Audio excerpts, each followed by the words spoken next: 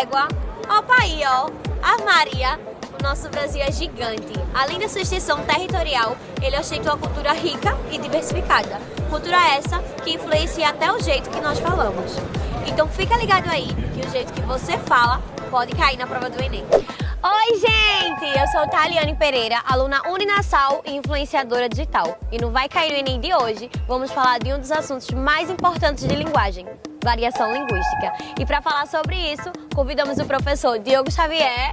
Olá, tudo bem? Oi, professor. Então, professor, variação linguística é um assunto super importante. E o que é variação linguística? Pois bem, variação linguística é um fenômeno que acontece em qualquer idioma e consiste em diferentes formas de falar, e aí a gente está se referindo primeiramente para fala, é um fenômeno essencialmente e primeiramente fonético, fonológico. A gente percebe, de acordo com a região, de acordo com o indivíduo, de acordo com o contexto, com a situação de uso, que às vezes tem formas diferentes de falar. Por exemplo, de uma região para outra, a gente tem o macaxeira e o aipim, que muda de acordo com a região. Ou, por exemplo, até a gente mesmo, no contexto mais informal, utiliza o vamos embora. Quando no contexto mais formal, precisamos ir embora. Então a gente vai ter que adequar de acordo com o contexto. Uma variação linguística é justamente essas formas diferentes de falar que se manifestam foneticamente ou semanticamente ou em relação ao vocabulário. E elas vão refletir diferenças de geografia, diferença de situação de comunicação, até mesmo de classe social do indivíduo pode influenciar. Ô professor, então variação linguística também se encaixa na linguagem formal e informal? Pode-se considerar que a variação linguística normalmente é uma linguagem mais informal? Pronto. Então, tanto a norma culta, padrão, quanto as normas populares ou informais são consideradas variações. Então, é como se a língua não fosse aquele bloco único de regras a serem seguidas. Elas fazem parte mais da norma padrão, aquelas que a gente estuda na gramática. E aí, no dia a dia, nós utilizamos variadamente, né, um pouco mais formal ou um pouco menos formal, há também a variedade coloquial. E as duas, né, estão presentes no nosso cotidiano. Será que a gente pode considerar como errada? Será, professor? Na prova do Enem, é considerado errado a variação linguística? Pois bem, isso é importante porque nas questões de linguagens, na parte objetiva, vem muita questão que pode pegar o fera de surpresa, de induzir a dizer que aquilo é errado, aquilo reflete um desconhecimento da língua, mas não podemos. A linguística moderna não considera erro as variedades informais. Na verdade, elas fazem parte do idioma, elas são tão válidas quanto as outras. O que a gente deve fazer é tentar adequar ao contexto. Que massa, professor, não sabia disso. Mas em relação à redação, professor, eu sei que a redação ela tem um peso importante e precisa de uma norma mais curta. A variação linguística, ela pode ser inserida dentro da redação? Bem, a redação, isso aí é a instrução do próprio INEP a respeito da prova de redação, nós devemos utilizar a norma padrão. Competência 1, lembra aí, fera? Competência 1 avalia o uso da norma culta da língua portuguesa. Então devemos usar a norma culta. Agora, se, por exemplo, o tema envolva algo relacionado à variação linguística ou algo a diferenças regionais, diferenças culturais, se você quiser ilustrar com a diferença de vocabulário, é possível sim citar como exemplo a variedade linguística. Ou até mesmo citar um trecho de uma obra que utilize linguagem informal para trabalhar algum tema, seja qual for. Mas deixando claro que aquilo ali que você está usando conscientemente é o trecho de outra obra, de obra de alguém, na verdade, ou um trecho que você sabe que é informal, então entre aspas.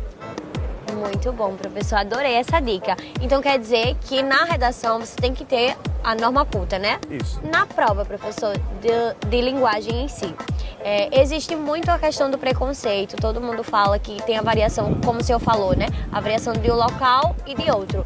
Explica mais um pouquinho pra gente. É possível considerar relevante a variação linguística dos locais, dos lugares?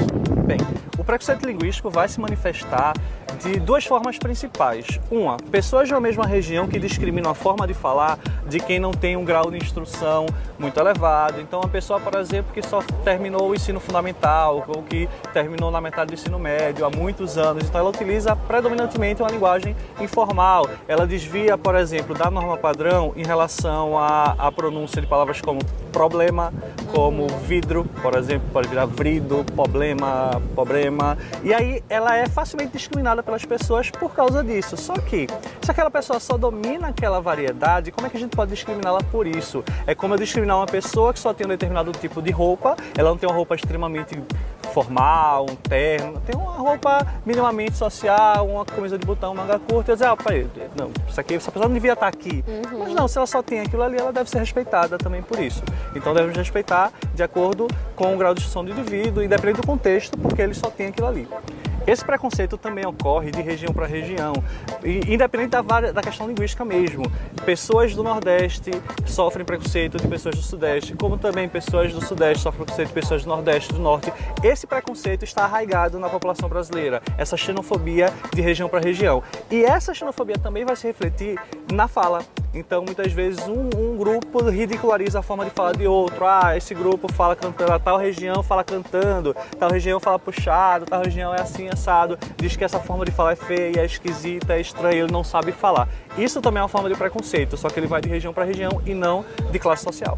Importantíssimo isso, professor, até porque o Enem ele aborda muito essas questões sociais, até de uma forma mais contextualizada nas perguntas, né? Mas gramática, professor, como a gramática pode cair no Enem?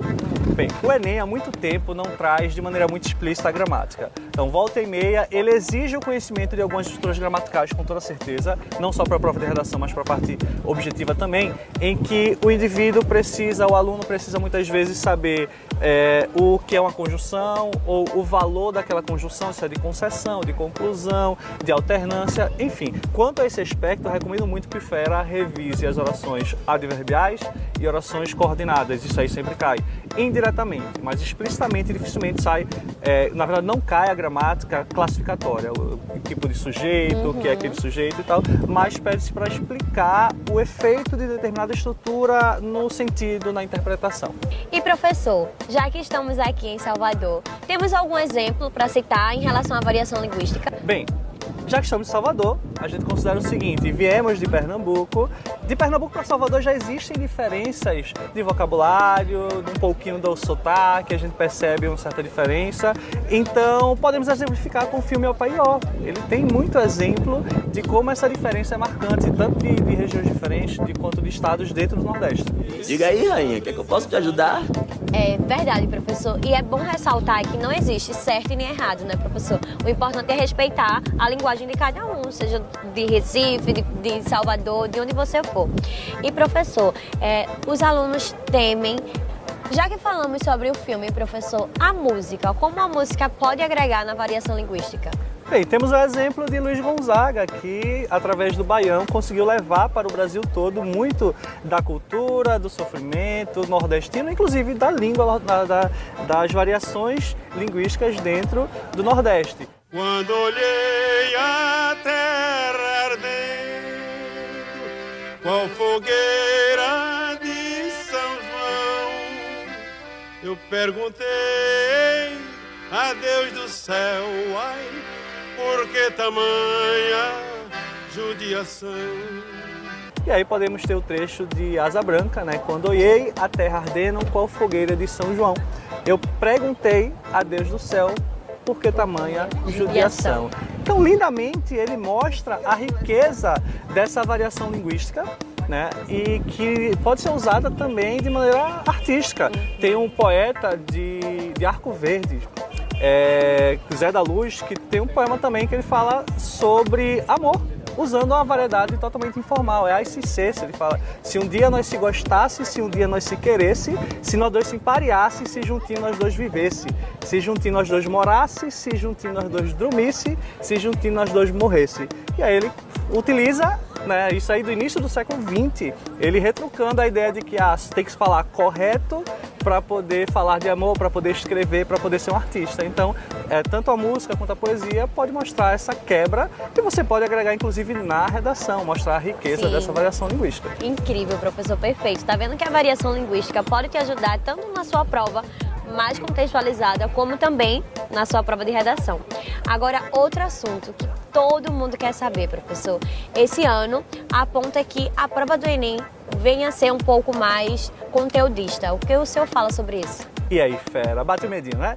Bem, com certeza existe a possibilidade de a prova se tornar um pouco mais difícil, mas a prova de linguagens, ela já vem com um certo grau de dificuldade na parte de interpretação.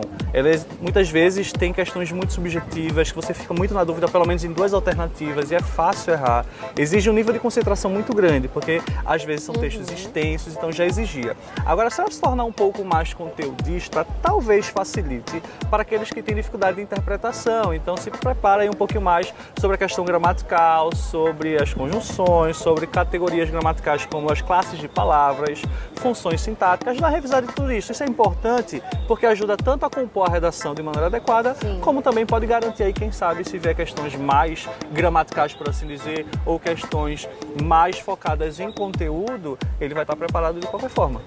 Agora um assunto importante. A Uninasal é contra o preconceito e acredita que o bullying deve ser combatido por todos. Por isso, criou a iniciativa O Bullying Afasta, uma ação voltada para alunos, professores e funcionários. A campanha consiste em uma plataforma com vídeos exclusivos e espaço para denúncia. Quer saber mais? Acesse o site.